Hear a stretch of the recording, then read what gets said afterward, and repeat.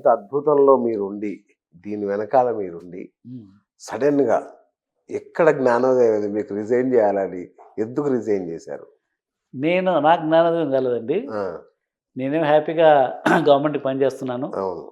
నా close friend ఒకతను IPS officer JV రాముడు అని హ్మ్. అనంతపూర్ దగ్గర నార్సింపల్లి అనే వాళ్ళ రైట్. ఊరు. రైట్. మా ఊరు బత్తలపల్లి ఆ! పక్కనే. ఓకే. 2 పక్క విలేజెస్. సో, అట్లా నాకు కాలేజీలో ఉన్నప్పటి నుంచి తర్వాత ఇక్కడికి వచ్చినప్పుడు కూడా నా రూమ్‌మేటు మంచి ఒకసారి మైత్రివనంలో మా ఆఫీస్‌కొచ్చాడు. వచ్చి "శేషు నీ బ్యాంక్ బ్యాలెన్స్ ఎంత?" అన్నాడు.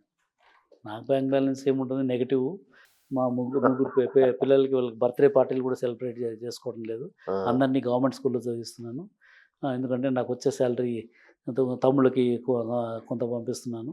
ఇంట్లో పెద్ద కొడుకు నేను కదా! మరి ఇద్దరు ఆడపిల్లలు ఉన్నారు. ఒక అబ్బాయి ఉన్నాడు. వాళ్ళ చదువులు ఎట్లా చదివిస్తావు? పెళ్ళిళ్ళు ఎట్లా చేస్తావు? అందులో మా కమ్యూనిటీలో డౌరీలు అప్పటికి అవునవును. ఎక్కువుండేవి. అవును. అవును. నాకు తెలీదు ఏదో భగవంతుడు ఆయన ఏ దారి చూపిస్తే ఆ దారిలో వెళ్తున్నాను. You are doing a mistake. You are అంటే నువ్వు గవర్నమెంట్‌కి పని చేస్తున్నావు, ఇండస్ట్రీకి బాగా చేస్తున్నావు అంతా బానే ఉంది. ఉంది. But you can't ignore your family. Work life balance ఆ ప్రిన్సిపల్ తీసుకొచ్చాడు. నువ్వు ఇక్కడుంటే నువ్వు ఇట్లే ఉంటావు. నాకు తెలుసు నువ్వు ఒక రూపాయి ఎక్కడ కరప్షన్ తీసుకోవని తెలుసు. లిటరల్లీ కూర్చొని నా రిజిగ్నేషన్ టైప్ చేసి పంపించన్నాడు. బా! ఈమెయిల్‌లో నేను పంపించాను. ఎందుకంటే ఫ్రెండ్ అంతా ఇదిగా సజెస్ట్ చేస్తే అదేలెండి. ఐ హ్మ్. Also thought he was right. ఎందుకంటే నాకు తెలుసు I correct. Mean correct. It's very మన డిఫికల్ట్ టు ఫైనాన్షియల్ కండిషన్. నా నా ప కానీ ఐ థాట్ ఏదో రకంగా భగవంతుడు హెల్ప్ చేస్తాడని అని నేను always I believe in lord Venkateswara. Okay. A problem వచ్చినా ఆయన్నే మొక్కుంటాను. ఆ! ఆయన ఏదో రూపంగా దాన్ని సాల్వ్ చేస్తుంటాడు.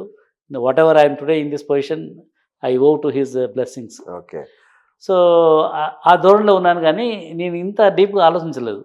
ఈయన లేదు నువ్వు చాలా తప్పు చేస్తున్నావు. నీకు తెలీదు ముగ్గురు పిల్లల్ని పెంచాలంటే నీకొచ్చే సాలరీ ఆ రోజుల్లో సెంట్రల్ గవర్నమెంట్ సాలరీస్ కూడా ఎక్కువ ఉండేవి కాదు. హ్మ్. ఇప్పుడు అచ్చచ్చ! ఇప్పుడు చాలా ఇప్పుడు ఎక్కువ చాలా సెంట్రల్ ఎక్కువ గవర్నమెంట్ సాలరీ. ఇప్పుడు ఆ రోజుల్లో చాలా తక్కువ ఉండేటివి. అవునా? ఓకే. ఓకే. సరే అని రిజిగ్నేషన్ పంపిస్తే మా వాళ్ళేమన్నారంటే, ఇప్పుడు హైటెక్ సిటీ అదంతా మన ప్రాజెక్టు దానికి ప్రైమ్ మినిస్టర్ అటల్ బిహారీ వాజ్పేయి వస్తున్నాడు ఇనాగరేషన్‌కి. అది అయిన తర్వాత నువ్వు వెళ్ళిపో. అంతవరకు నువ్వు ఉండి సర్లే నాకు కూడా మన బ్రెయిన్ మంచిదే చైల్డ్ కదా! ఈజ్ అవును. Going to B inaugurated by prime minister అని చెప్పి ప్రైమ్ మినిస్టర్ అంత హఠాత్తుగా నిర్ణయం తీసేసుకున్నారు. రిజైన్ చేయాలని. నా డెసిషన్స్ అన్నీ అట్లే ఉంటాయి.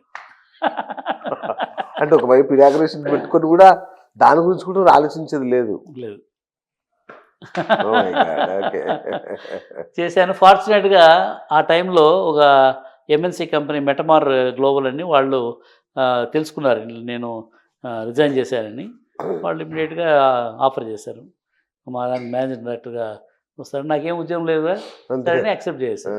సో, ఫస్ట్ ఇక్కడి నుంచి వెళ్ళిన తర్వాత వాళ్ళకి ఎండీగా పనిచేశాను. ఓకే. దాని తర్వాత మా స్టార్టప్ కంపెనీస్ పెట్టాను. స్టార్టప్. సార్ స్టార్టప్ అనే ఐడియా ఇప్పుడిప్పుడే పాపులర్ అవుతుంది. అసలు మాకు మామూలు జనాలకు స్టార్టప్స్ అంటే ఇప్పుడిప్పుడు తెలుస్తుంది. అది కూడా ఏదో టీ హబ్ పెట్టారు కాబట్టి కొంచెం అర్థమైంది.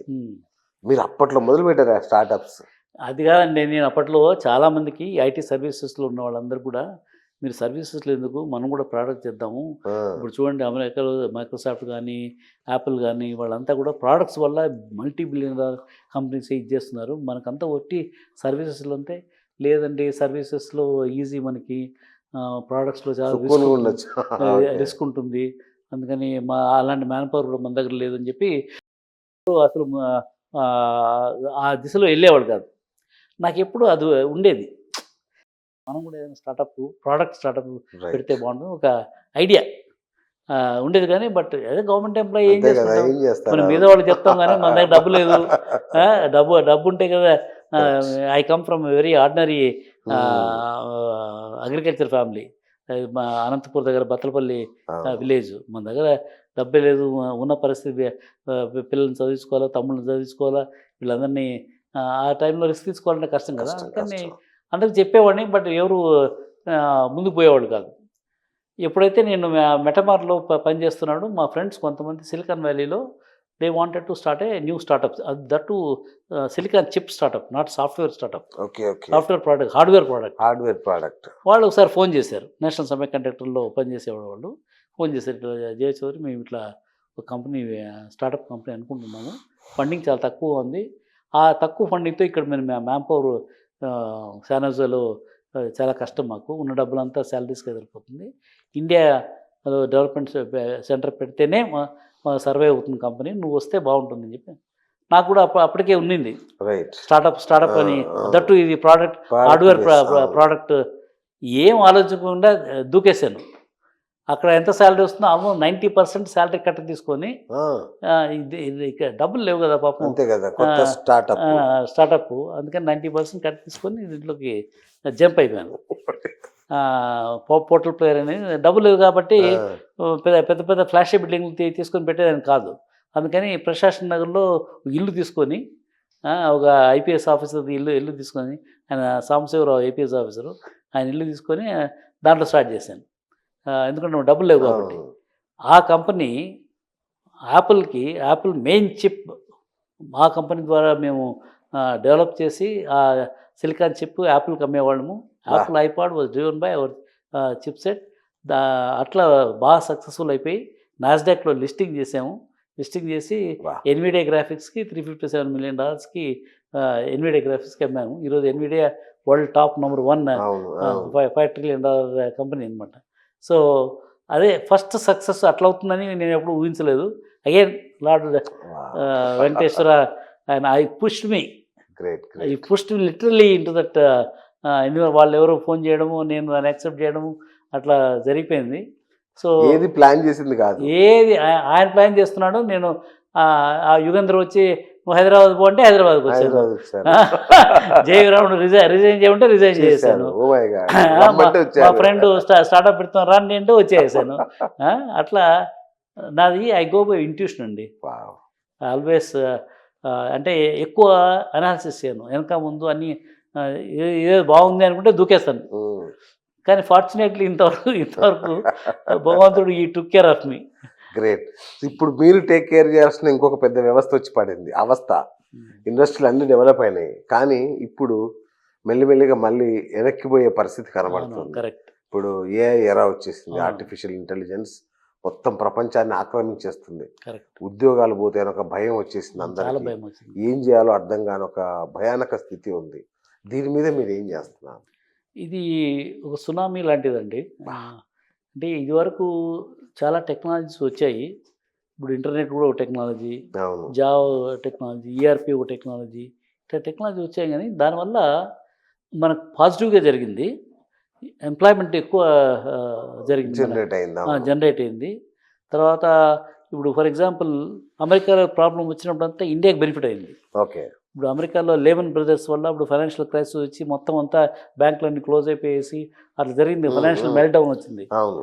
అప్పుడు అక్కడ ఉన్న కంపెనీస్ అంతా కూడా బ్యాన్ పవర్ తీసి ఆ జాబ్స్ ఎవరో చేయాలి కదా, అప్పుడు ఇండియాకి ఎక్కువ ఉద్యోగాలు వచ్చాయి.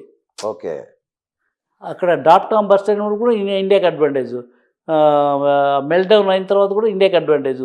తర్వాత September 11th Twin Towers కొట్టినప్పుడు కూడా అప్పుడు దిస్ థింగ్ అగైన్ ఇండియాలో at scale at lower cost they can develop the products. అది చాలా చాలా చాలా ఇంపార్టెంట్ అనమాట. అందుకని ఆ కంపెనీస్ అంతా కూడా ప్రతి క్రైసిస్లో కూడా Y2K పెద్ద ప్రాబ్లం వచ్చింది, అది కూడా ఇండియాకి పెద్ద అడ్వాంటేజ్.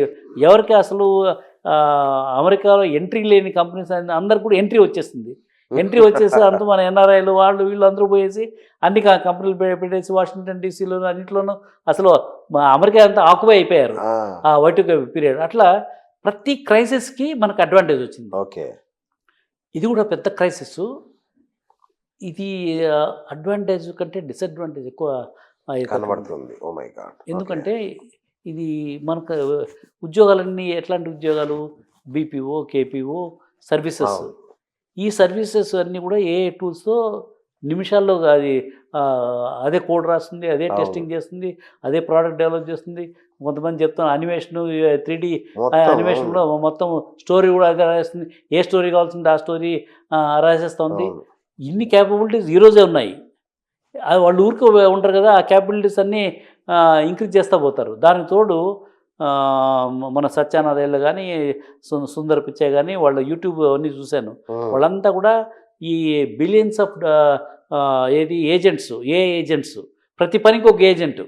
ఓకే. ఇప్పుడు మీరు నాకు యాంకరింగ్ చేస్తున్నారు, ఇది ఒక పని అనుకుంటే దీనికి ఒక ఏజెంట్ క్రియేట్ చేస్తే మీరు చేయకుండా మీ బదులు మీ లైసెన్స్ ఇస్తే బిఎస్ బదులు ఒక humanoid robot will do all the anchoring అవన్నీ వచ్చేస్తున్నాయి.